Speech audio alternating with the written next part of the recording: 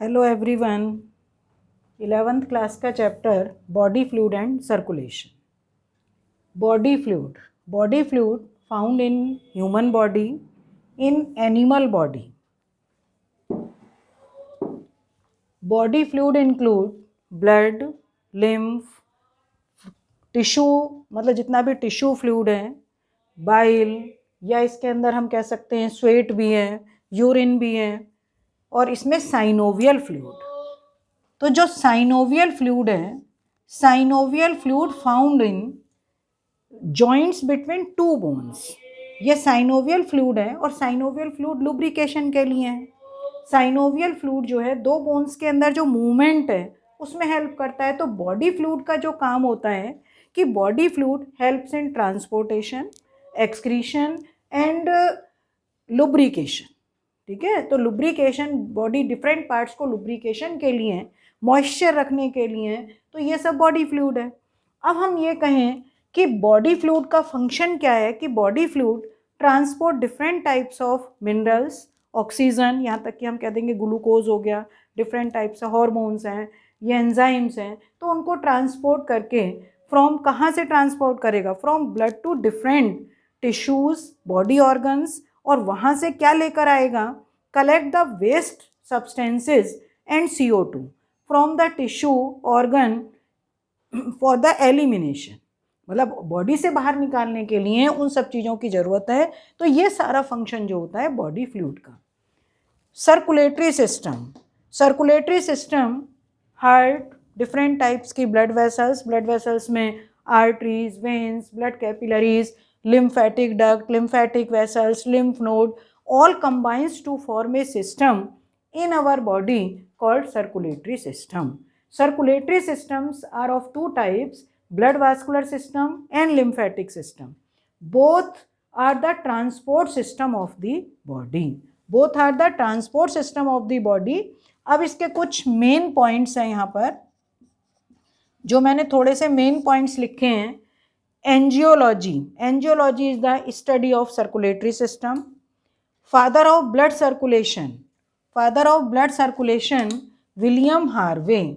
Cardiology, study of heart and its functioning. Heart normal, heart का structure क्या है, heart में कोई डिजीज़ है, मतलब total study of heart and it's functioning is called cardiology. Haematology, study of blood. Blood के अंदर क्या क्या पार्ट हैं, ब्लड में क्या चीज़ें हैं, ब्लड का pH कितना है, स्पेसिफिक ग्रेविटी कितनी है, विस्कोसिटी कितनी है, ब्लड में ग्लूकोज का लेवल कितना है।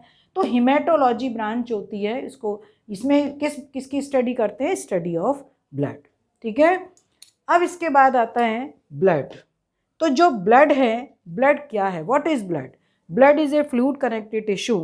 Blood is softest tissue of our body. Hardest tissue जो होता है वो होता है हमारे टीथ का इनेमल। जो हमारा टीथ है और टीथ के ऊपर जो इनेमल की कवरिंग होती है वो hardest tissue of our body, और सॉफ्टेस्ट टिश्यू जो होता है वो क्या है, ब्लड। एम्ब्रियोनिक कंडीशन में it is mesodermal in origin. तुम्हें मालूम है कि जब एम्ब्रियोनिक डेवलपमेंट पढ़ते हैं तो उसमें after gastrulation 3 primary germ layers का फॉर्मेशन होगा। These primary germ layers are ectoderm, mesoderm and endoderm. तो एक्टोडर्म, मीजोडर्म और एंडोडर्म जो होती हैं, अब जैसे बॉडी के डिफरेंट पार्ट्स हैं, अब मान ले मैं कहूँ हमारा पूरा नर्वस सिस्टम है, ब्रेन है, spinal cord, ectodermal in origin. और ब्रेन के अंदर जो ग्लैंड्स होंगी, पीनियल ग्लैंड है, पिट्यूटरी ग्लैंड है, ectodermal in origin. Mesodermal in origin heart हो गया, ब्लड हो गया, ये मीजोडर्मल इन ओरिजिन। और या मैं तुमसे कहूँ एंडोडर्मल, हमारी पूरी एलिमेंट्री कैनाल है, कुछ टाइप की ग्लैंड है, वो एंडोडर्मल इन ओरिजिन। तो ये सारा, ये blood mesodermal in origin. Blood living है। ब्लड वॉल्यूम कितना हमारी बॉडी के अंदर, 5 to 6 litre, 5.5 litre. Blood pH 7.4। Blood की विस्कोसिटी है 2.5 times thicker than water.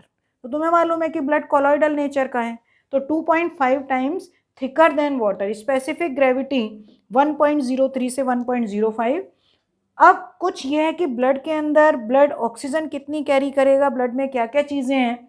100 cc of blood can carry 20 ml of oxygen. Normal percentage of glucose is 80 to 120 mg per 100 ml of blood. Normal percentage of blood cholesterol, कि blood के अंदर cholesterol का normal percentage कितनी होती है, 80 to 180, मतलब 80 से 180 mg per 100 ml of blood. Normal percentage of urea in blood is nearly 40 mg per 100 ml of blood, that is 0.4 ग्राम पर लीटर. ठीक है, तो ये ब्लड के बारे में थोड़ा सा बताया कि ब्लड के अंदर क्या क्या चीज़ें हैं. अब आजकल शुगर की, मैंने पहली वीडियो में भी डाला हुआ है, डिटॉक्स वाटर में शुगर की प्रॉब्लम बहुत ज़्यादा है कि शुगर मतलब टाइप 1 टाइप 2 ये सारा मैंने उसमें डाला हुआ है. तो यहाँ पर मैंने दो लिखा है, एक तो फास्टिंग शुगर, फास्टिंग ग्लूकोज का जो लेवल है कितना होना चाहिए, 70 से 100 mg पर 100 ml ऑफ ब्लड. और पोस्ट प्रीपेंडियल शुगर, पीपी शुगर हम शॉर्ट में सब बोलते हैं पीपी शुगर, पर इसका एक्सपेंडेड फॉर्म क्या है, पोस्ट प्रीपेंडियल शुगर, ये 110 to 140 mg पर 100 ml ऑफ ब्लड. ठीक है, तो ये ब्लड मतलब ब्लड के अंदर सारा कि क्या क्या ब्लड के कैरेक्टरिस्टिक फीचर हैं एक तरीके से वो हैं. अब आता है next composition of blood. Next इसके अंदर है composition of blood.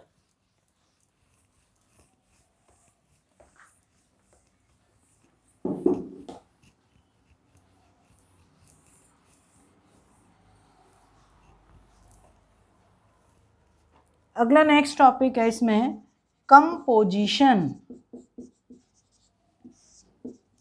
Composition of blood. Blood has fluid part plasma, और प्लाज्मा है 55 से 60%, and then formed elements, formed elements इनको बोला जाता है ब्लड कॉर्पसेल्स. फॉर्म्ड एलिमेंट्स या ब्लड कॉर्पसेल्स. ब्लड कॉर्पसेल्स ये 3 टाइप की हैं. इरिथ्रोसाइट्स, इरिथ्रोसाइट्स ब्लड कॉर्पसेल्स का जो परसेंटेज है वो 40 से 45%. ठीक है, इरिथ्रोसाइट्स. दूसरा नाम है red blood corpuscles, red blood corpuscles. Red blood corpuscles are RBCs.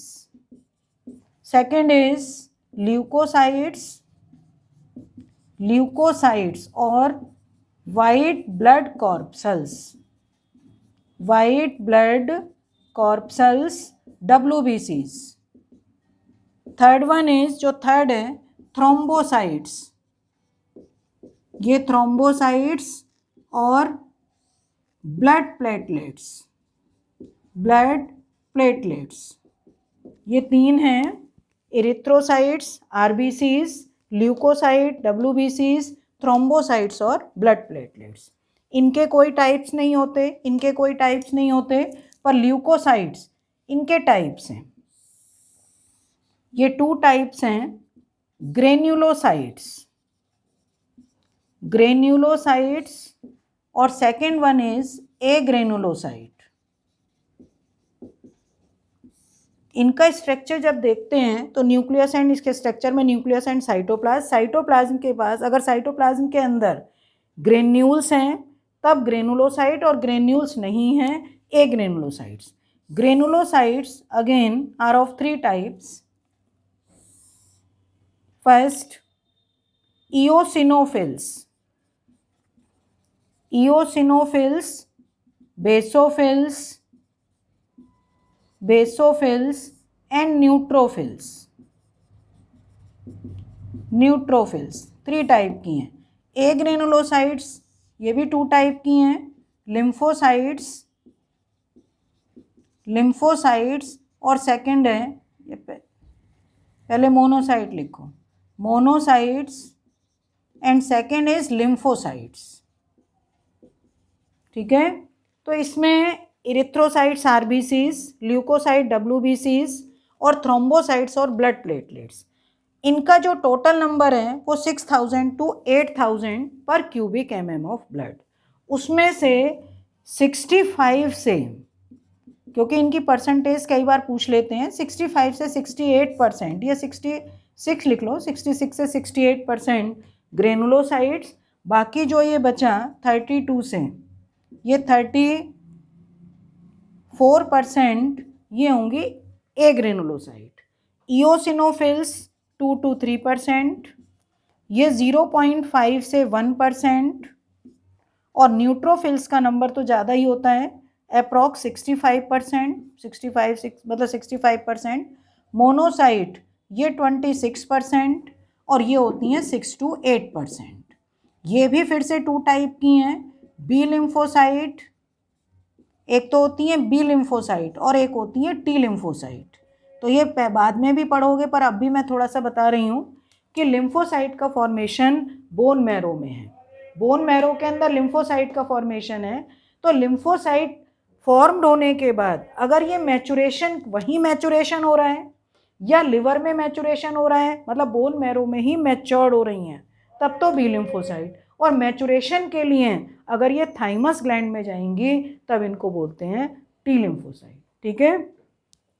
Neutrophils को माइक्रोपुलिसमैन, माइक्रोफेजेस, और क्योंकि इनका साइज छोटा है, नंबर बहुत ज़्यादा है, मोनोसाइट ये मैक्रोफेजेस या मैक्रोपुलिसमैन।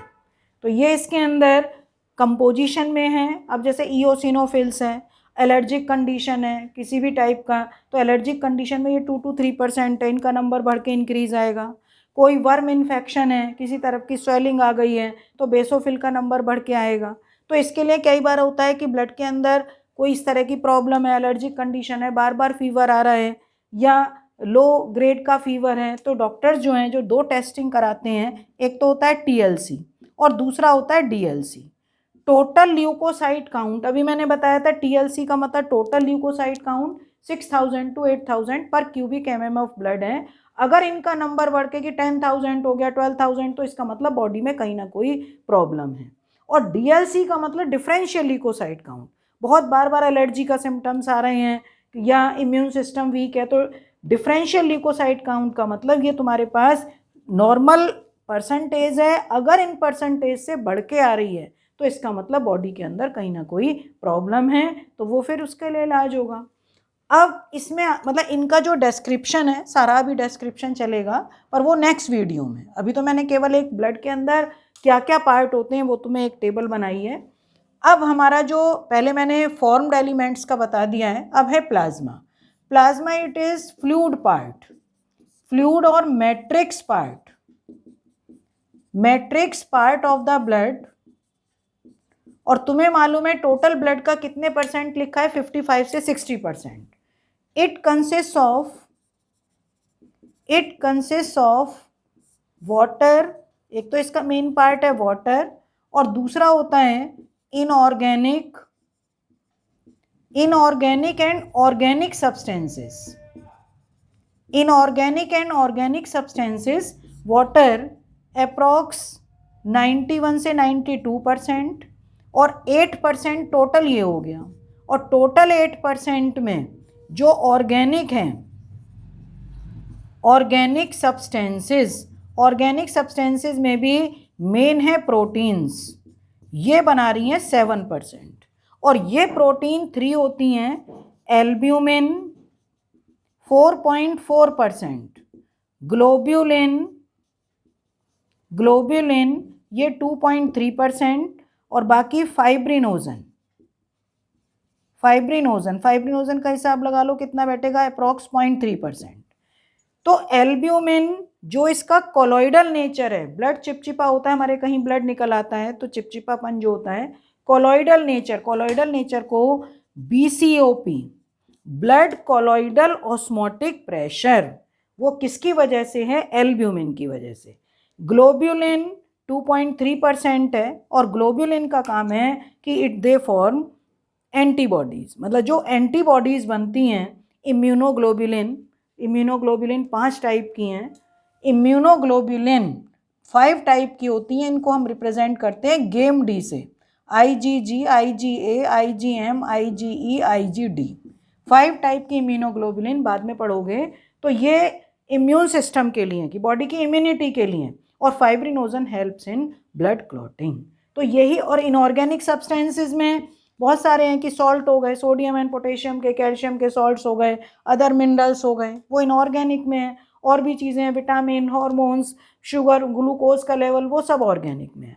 तो ये प्लाज्मा ट्रांसपोर्ट हेल्प करता है, इम्यूनिटी के लिए है, और प्लाज्मा का जो ये सारा ये सब कंटेन्स करता है। और जब इनऑर्गेनिक सब्सटेंसेस हैं तो पीएच को बैलेंस रखने का काम, पूरी बॉडी के लिए हीटिंग, पूरा मतलब बॉडी को जब ट्रांसपोर्ट करेगा सब चीज़ों को, तो हीटिंग मतलब हीटिंग सिस्टम के लिए भी। वैसे तो हीटिंग को कंट्रोल करने के लिए ब्रेन के अंदर होता है हाइपोथैलेमस, पर ट्रांसपोर्टेशन के लिए तो वो सब चीज़ें प्लाज्मा। ठीक है, तो इतना ये सारा बेसिक बताया आज मैंने, इतना इस वीडियो में है, और मेरे हिसाब से सबको समझ में आ गया होगा। फिर भी किसी के कोई डाउट्स हैं तो मैंने पहले भी बोल रखा है कि डिस्क्रिप्शन बॉक्स में क्वेश्चन वगैरह सब मतलब डाल दो, या क्वेश्चन पूछ लो किसी भी तरीके से, तो वो बच्चे पूछ सकते हैं। ठीक है बेटा, ओके, थैंक यू।